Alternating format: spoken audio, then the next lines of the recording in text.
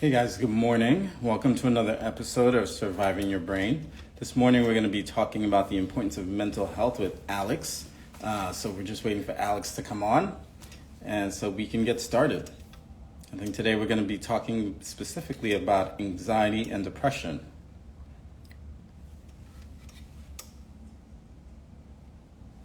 So good morning. We're just waiting for Alex to come on so that way we can talk with her about the importance of mental health. And she's going to share with us a little bit about her story. And she's coming to us from Europe. So just giving her a moment here so she can hop on.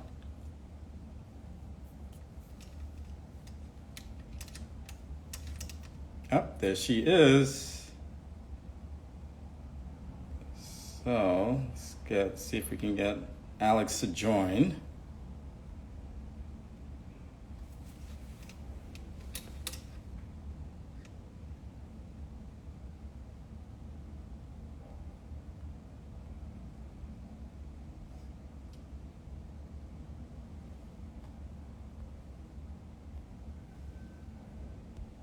I think she's coming on right now, so we can talk about the importance of mental health. Good morning. Oh, we're here. Hi, how are you? Good. How are you? Yeah, really well, thank you. Just in Spain at the moment. Are you? Well, thank you for joining me this morning, Yeah, I or know. morning for me, I guess afternoon for you. Yeah, afternoon for me. No, thank you so much for having me on. I feel honored. Well, how are things going over in Europe? Yeah, really good. I mean, there's been quite a lot of lockdowns. It got pretty busy in London, and then I got a flight out for £6 over to Barcelona. Oh, wow. But now all of the bars are shutting here, but I'm traveling down the coast, so I'm like moving as as every lockdown happens. I'm moving a bit further away, so it's good. How is it for you? Yeah, things are starting to, so I'm in New York and things are starting to lock down a little bit again. They're going sort of neighborhood by neighborhood, depending on what the numbers are looking like. But in general, the numbers are pretty much going up in most places. So we'll see. Yeah, I know. It's a crazy world we're living in right now. Yeah, absolutely. And I think, that's part of the reason why, I mean, mental health is always such an important topic, but I think especially more so now. And, what I sort of love about your Instagram is that you seem to feel like it's just really important to share the importance of mental health with others. And so I wanted to start off by asking you, why is that? Why do you feel like that is your passion, that is your purpose?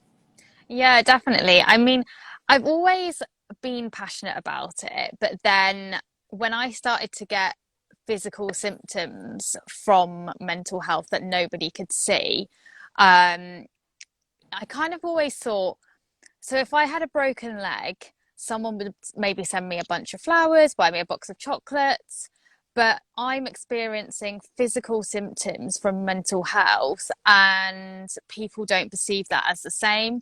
If you had a day off work, that wouldn't be perceived as the same.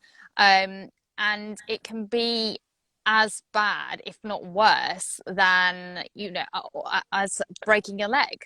So, I don't understand, which is why I want other people to understand how important it is to be aware of everyone's mental health, because you never know what anyone's going through, and it can really be to the point where people just cannot get out of bed. And there's people who are mentally very strong with something physically wrong, but imagine having both, something physically wrong caused by your mental health.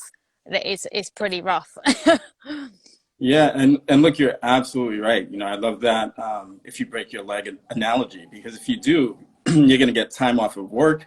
You're going to get a lot of sympathy from people. You're going to get people really helping you, Yeah. and that's really not the case oftentimes when it comes to mental health issues, right? And one of the things that Definitely. very few people know about me is that back in 2015, I got super depressed. Like, I didn't even think I was the kind of person that could get depressed. And Mm. that happened, and it was like I could barely do anything. Could barely do anything. So I Yeah, get that where you're coming it's from. difficult to get out of bed. Like it can get that dark. People just cannot get out of bed. Yeah. And I think that's I think that's really, really sad that people don't know how bad it is. And I think it's really important that other people share their stories, because I think there's this kind of stigma around that if you do share your story, it's attention seeking, but really it's something that really needs to be brought to full awareness so that we know how powerful mental health can be and what an impact it can have on people's lives. Yeah, absolutely. And look, as a neurologist, people are surprised when I say, look, I see people with mental health issues all the time, every single day, Yeah. right? Because uh, neurologists, psychologists, psychiatrists, we all essentially study the same organ, the brain. We just look at it from different perspectives, right? And if somebody has, if there's something going off sort of with the brain, whether it's chemical or structural or physiological, right, that can lead to neurological symptoms as well as mental health issues, right? Yeah, exactly. And I think that's the thing that kind of happened to me is that I got misdiagnosed with epilepsy. Mhm. But it was actually physical symptoms manifesting from mental health. And I think that just goes to show how powerful that it will flare up on an EEG to show what is wrong, um, to the point where you get diagnosed with epilepsy and you get the symptoms of epilepsy, but it's not actually epilepsy. And that's how powerful the physical symptoms of mental health are.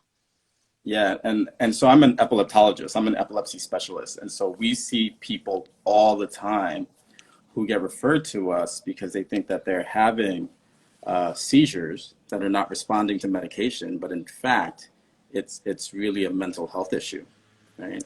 Um, so Exactly. so why don't you tell us a little bit more about your story, if you're okay with that?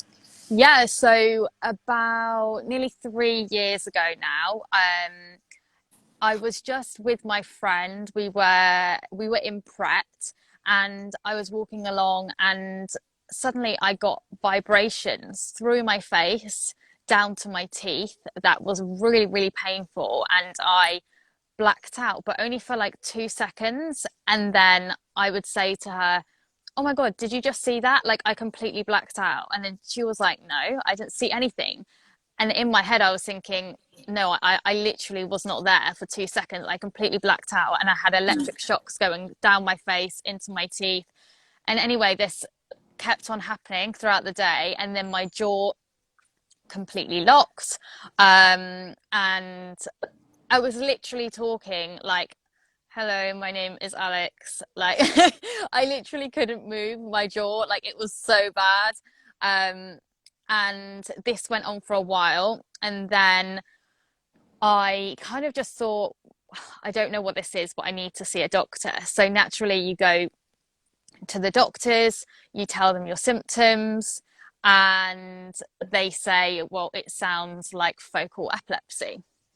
And so I went and saw numerous neurologists, kind of to cut the story short. The first neurologist I saw just basically didn't listen to me, but I got put on different medications. So I first of all I started on lamotrigine, and had the worst side effects from that. I ended up in A&E. I had the rash, Oh, wow. the hallucinations. I had everything from that from that.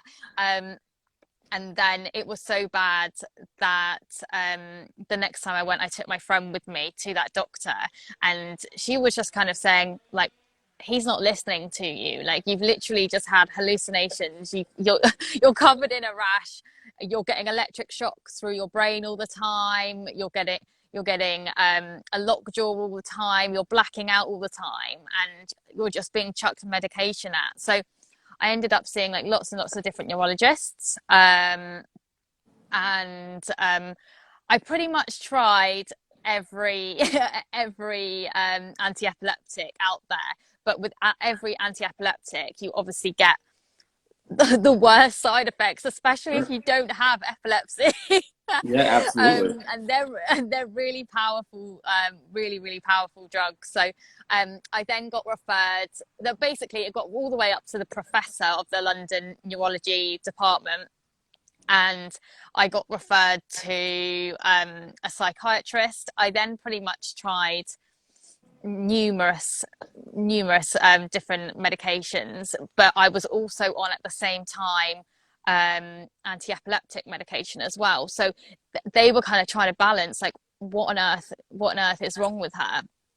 um and I then got dismissed by psychiatry. I was then dismissed by neurology as well, because they said they didn't know what it was. They'd never known anyone with these symptoms whatsoever. um so I kind of just found a way to work with the pain and with the difficulty. So I was doing a lot where I was still working really hard, putting on this brave face, just power through. Maybe these are the cards that I've been dealt. I should keep going, and just carry on like a normal life. The years kind of went by, and I was still in loads of pain. I ended up having, I think, 3 weeks off work, and my work were getting pretty fed up of it, to be honest. But because I've been ill for so long and no one could see what was wrong, um, like you can imagine being in their shoes, which is why I want to change that. Is that in their shoes, they're looking at me going, but there's nothing wrong. Like, there's nothing wrong with you. You can't keep having time off. You can't keep having time off. But I was physically getting all of these symptoms that were really, really awful. Um, and yeah, they didn't understand. So I kind of use that phrase where you get managed out. When a company is just so fed up of you that they kind of make your life hell. And then I kind of got managed out, so I ended up handing in my notice, and yeah, it was really awful. And then the time kind of went on, and it was like, is this ever gonna go? Like, am I ever gonna go back to living a normal life where I don't feel like I have a stabbing pain in my brain, or I don't have a locked jaw, or anything like that? And so, although the symptoms at that time, I felt quite positive, and I felt quite, I'm going to get through this, and I'm going to keep on fighting through. Um, they were physical symptoms of mental health, but it didn't mentally affect me until about 2 years down the line, where then I started to really panic and worry and think, what am I going to do? This is, I can't live my life like this, and my life might as well be over, because I have nothing to live for. I don't want to work in pain all day, every day, like speaking to people that, as much as I love speaking to them when I'm well, I'm not interested in speaking to them when I'm better. And I'd always say to like my friends and family, like, I'm fine to talk to you because I want to talk to you, but when I'm speaking to someone at someone at work, I feel like I'm wasting my pain energy. So yeah, that kind of went on, and then in the end I ended up having to take time out, because it was just so painful not being able to. um it just felt like I was just working for the money, and yeah, I couldn't enjoy anything that I was earning because I was in so much pain. And so it just kind of seemed like a vicious cycle. But then when I decided to take the time out, then I really felt, right, I'm ill. I don't even want to go and work in a supermarket, to be honest. um, I feel ill. There's nothing that I can do right now. Um, and really, what do I have to live for? It is literally, uh, I get up, I would walk my dog, and I'd still be in pain all day, every day. What am I doing? I can't go back to work because I feel so ill. I can't go back. I can't even go and get a less strenuous job because I feel so ill. So what am I doing? I'm now back at my family home, just sat in bed.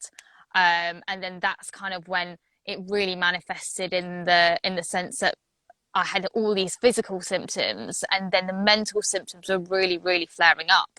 And then it was just a vicious cycle from there that um, physical and mental symptoms were happening at the same time. And then you really think like, oh my God, like, what do I have to live for? I can't live my life in pain for the rest of my life. Sure. And I think what some of the stuff that's really powerful about what you said, one is I always talk to people, and I say this in my course, that you need to be your own advocate, right? So you're the expert on your body and your brain, and the doctor may be the expert in their field, but it's two experts that are coming together. And what I really like about what you said is that, look, sometimes if you feel like you can't advocate for yourself because somebody's not listening to you, your doctor's not listening to you, you brought in a friend to advocate for you. And I Yeah, think that is really incredibly powerful for people to hear. One, your doctor should listen to you because you're the expert on you, right? And if yeah, you feel like you can't fight for you, bring in somebody who can.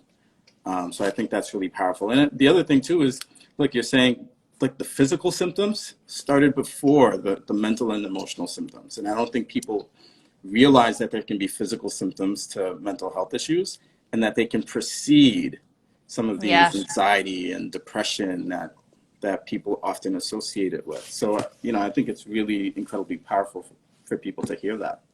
Yeah, I don't think anyone realizes that, and I don't know many people that have experienced it who have come out about it. But I'm sure that there's so many people out there that are experiencing that. Yeah. Um, and it just sounds a bit backwards to people that don't know mental health. And I always say to people that you don't know what depression is, or you don't know what mental health is until you've been depressed. And that's really sad because there's so many people in your friends and family that I want people to understand that even if they haven't gone through it, because we don't want everyone to go through it, but we need Sure. people to understand it. Absolutely. And look, and in medicine, we do know that physical symptoms can be associated with mental health issues. We actually have names and diagnosis for them. So sometimes we call them somatoform disorders when it's really the physical symptoms are impacting the body, like people are getting pain or stomach problems. In Yeah. neurology, we refer to them as conversion disorders when people develop neurological symptoms as a result. So we do know that there are physical symptoms associated, but I think, yeah, you bringing that to light is incredibly important. And I think a lot of times, even as physicians, right, we may not recognize that that's what's going on. And people are often trained and conditioned to diagnose based on what they see. And, Yeah. I talk about our brains having like their own little universe inside them, right? Almost like I call it a neuroverse. And there's so much going on inside the brain that you can't see with an MRI or a CAT scan, Yeah.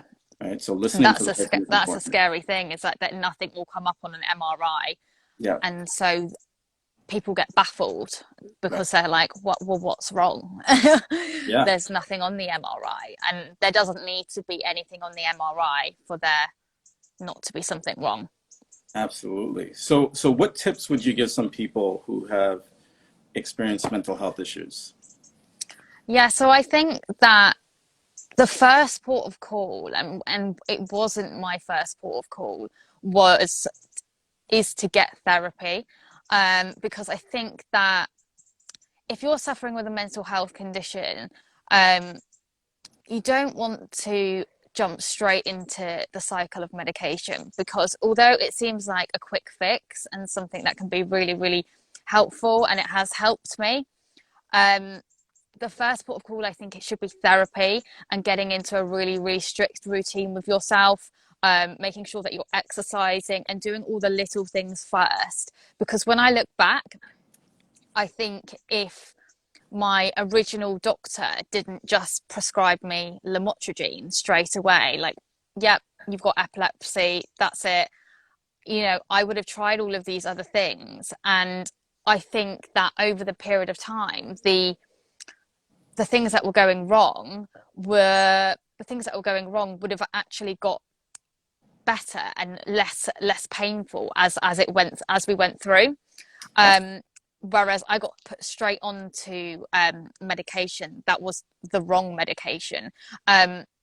So I think that like really kind of looking after yourself in that sense is really powerful, because the body heals itself as well. So avoiding medication if you can is, I would say, is the first point of call. But then as you go down, I think, as you say, you're an expert in your own body.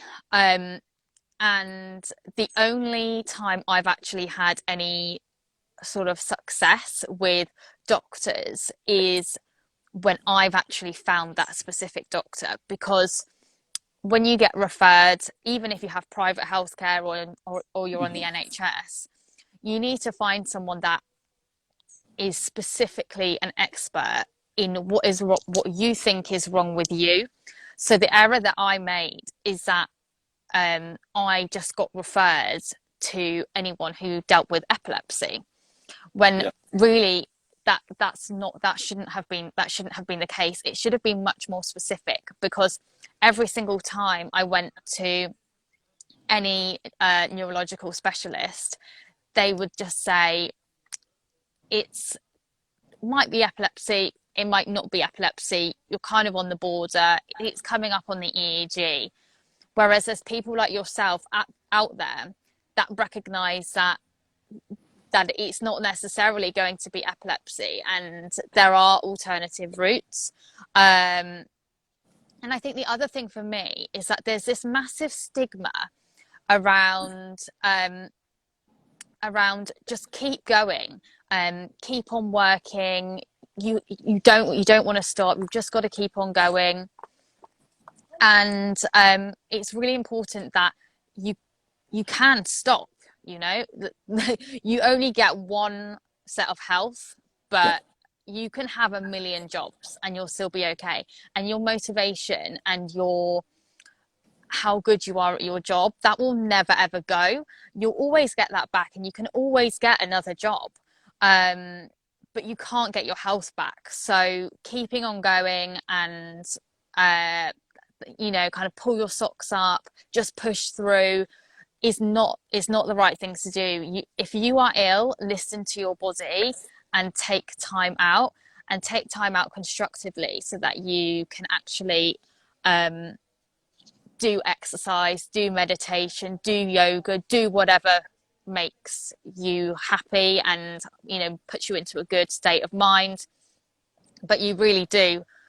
You only get one set of health, and I think powering through for a few a few extra paychecks is actually really, really damaging. Yeah, I mean, I tell people all the time, you cannot take care of anybody else unless you take care of yourself first and foremost. And I think that, look, as physicians, if you're going to make a decision to put somebody on medication, it should not be for the long term. It should be you put them on medications, but there's a much more comprehensive plan in place that really gets to the root of the issue, right? Yeah, If you're going to use a medication, it's almost to get them over that initial hump. But you've got to make sure that you're listening to the person, and you want to find a doctor that you really connect with, and that a doctor who makes you where you feel like you're being heard. I think that that's incredibly important. And again, I talk a lot in my course about it doesn't matter what diagnosis you have, that you need to be able to develop yourself in order to get better. And that means developing yourself physically, developing your mind, body, and soul. So just like you said, exercising, meditating, taking time for yourself. Right? As far as we know, we only have this life, and so you want to make sure that you're yeah. taking very good care of yourself. Any lessons that And you learned? yeah. So in terms of lessons, the one thing that I've learned that is, if you see a doctor and they say, "I've never heard of your symptoms before. I've never heard of that before." Um, get up and walk away. Right. because because Yeah. some doctor, a doctor out there will have seen your symptoms before. Yeah. And it's really important, and it can be really difficult at the time, because the trap that I fell into is that I felt so ill and I felt so powerless that I just wanted to see any doctor. I wanted any medication, just anything, please, just make me better, just make me better now. Like, I was desperate. But actually, what I think, and I think is quite helpful for the people around you to be aware of, is that if you know someone that is ill or who is suffering some form of mental illness or has got physical symptoms, is for you to sit down with them and to really research, because they're the healthy one.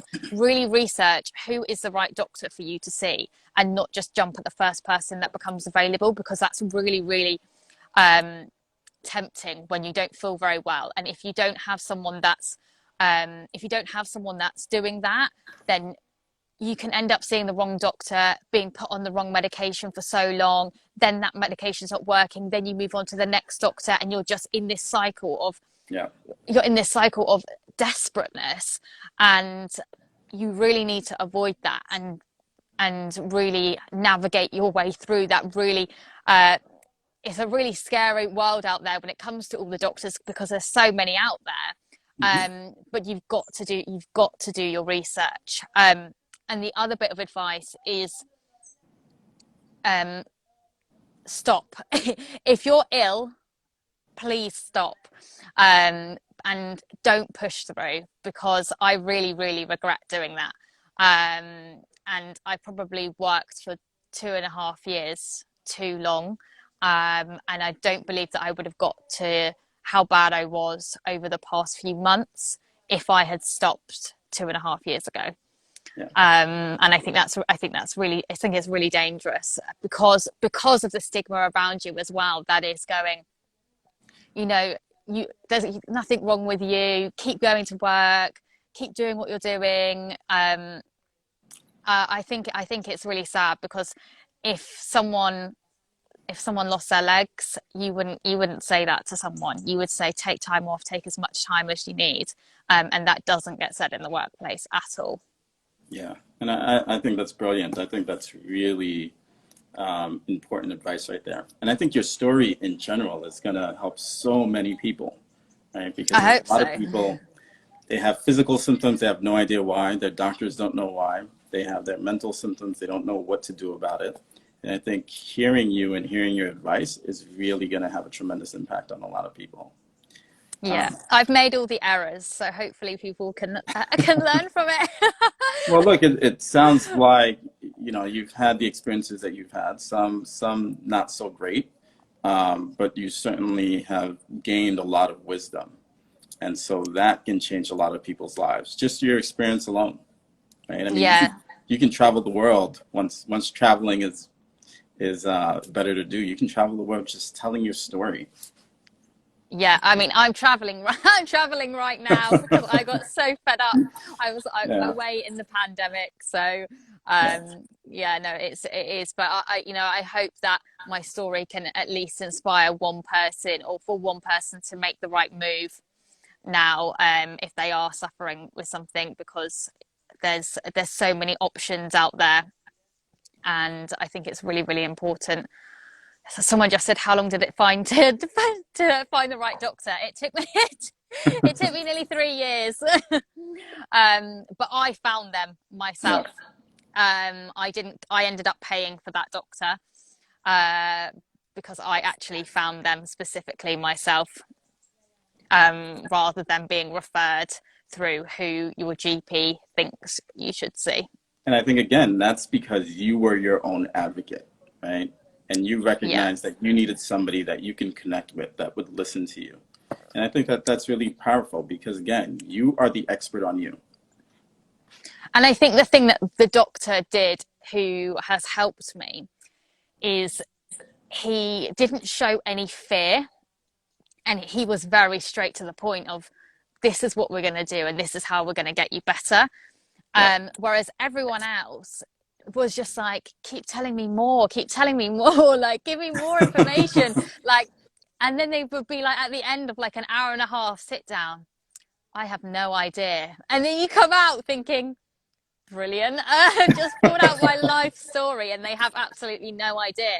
And Yeah, when you sit there as a doctor, if you have no idea whatsoever, then you need to refer them straight away to another doctor because there's no point you playing around with medication right. and just Yeah, going try this, try that, try this, try that. Like it doesn't work like that. right. You don't want to be experimented on, and I think I sometimes know. that's what ends up happening, right? If you get a My mum doctor who always doesn't says to know, me, "You're a guinea pig," and I'm yeah, like, "This is rubbish." right.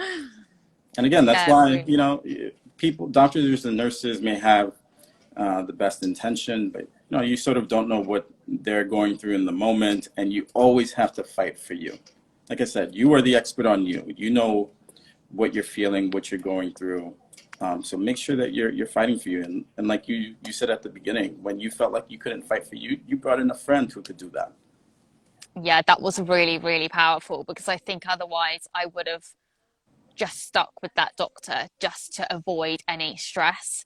Um, but she was like, he is not listening in any way, shape, or form. And she was like, Yeah. if I had the symptoms that you had and someone wasn't listening, she was like, Alex, I would see another doctor. And I was like, Right. okay, 100%. So yeah, it's amazing how powerful that can be actually taking someone with you. And sometimes a friend is better than a family member because a family member really has that emotional attachment, like really, they get really emotional about it. That Sure. like, say, your daughter is so ill, whereas a friend can be quite level headed and can just kind of see the facts and be like, look, this is what is wrong. What does she need to do? Right. Right. So Yeah. I No, think that's really powerful. I've been in situations where family members are like, "Yeah, just put them in the hospital and medicate them," and you're like, "Slow down. That is not Yeah, happening. exactly. We're gonna put in some work. It may take some time, but we're gonna get her better. We're not gonna just medicate her, right?" Yeah, exactly, because that's just you don't realize the side effects of these medications as Yeah. well that you're playing with. They're not an ibuprofen. Right. Yeah. They're playing with your brain. So like it's not just a case of try this medication, try that medication. Like it's really powerful, and you have to be weaned off every single medication. You have to be weaned on to every single medication, and that Hmm. takes time. And obviously, you may need to go down that route, which, I went down. But I think that at that point, if you really are that ill, trying to work alongside that, it was a really big mistake for me because people don't understand. They should understand, and I would love to get a point where they do understand, but people don't understand that weaning yourself onto medication can take 4 weeks, Yeah. and you could feel ill for 4 weeks, and Yep. then it could not work. So then you're weaning yourself off for 4 weeks. So that's Sure. then 8 weeks lost on one medication. And I think I've tried 13 anti-epileptics. Yeah. um, so the amount of time that you're spent doing that is really, really horrible.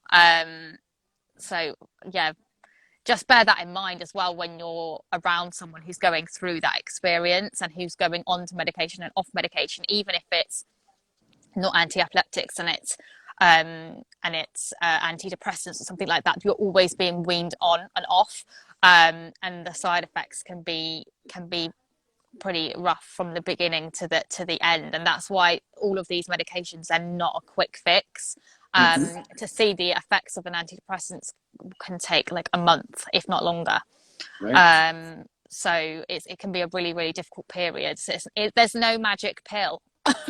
You're, I wish you're, there was. you're absolutely right. Like I spend so much time taking people off medications.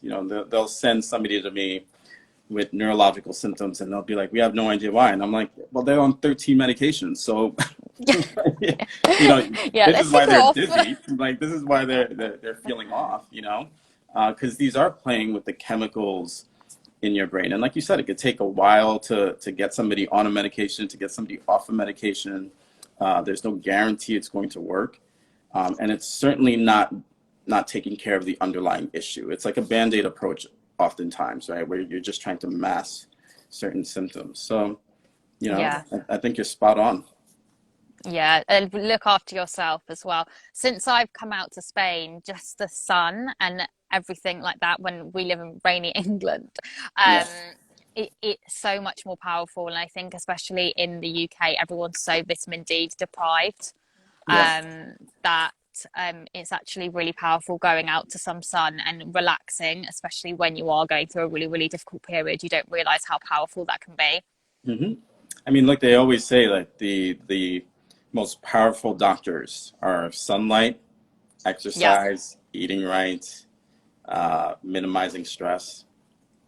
Exactly, exactly. So I really do think, getting out is really important. But it's really difficult though when you're saying we're saying get out, but it's really hard when someone's then coming straight back into a really not very nice environment, when True. they're coming home and it's not that great. Right. And that was kind of happening to me. I was coming back to suddenly I'd had this really nice house in London, and then suddenly I was living back with my family, like in my one bedroom, and getting out for that 1 hour was not really doing anything when I'm coming back to like an environment that wasn't very nice. So actually Yeah. escaping and going somewhere else and having that freedom. And I think everyone has key things that are really, really important to them. For me, it's like freedom, financial independence. And when I lost that on top of everything else, that really, really threw me over the edge. So I think you really need to work out what is so important to you, like what's the most important thing to you. And if it is freedom, then there are ways that you can get that back. And I felt very trapped. I felt Mhm. I don't have a job anymore. I don't have the money anymore. And I felt really, really trapped. Yeah. But actually, you can get that freedom back. And it just talking to someone like you or I can show you that there are ways to get freedom back very, very cheaply. I'm staying here with a Spanish family, literally helping her with social media, free food and accommodation. So That is there are awesome. ways. There are ways that you can that you could get. Then you can get your freedom back. And I just think it takes someone like us to show you what they are, Yeah. because people don't realize that. Yeah, you're absolutely right. I mean, this has been an awesome conversation. This has been a great way for me to start my Friday morning, my weekend. So I just really want to thank you. Oh no, thank you so much for having me on. It's been an honor. Yeah, and we should definitely keep in touch and see if we can find ways to help more people. Definitely, definitely. Thank you so much. Thank you, and keep telling your story. Yeah, thank you. All right. Bye, bye. Enjoy Spain. Thank you. Will do. All right. Take care.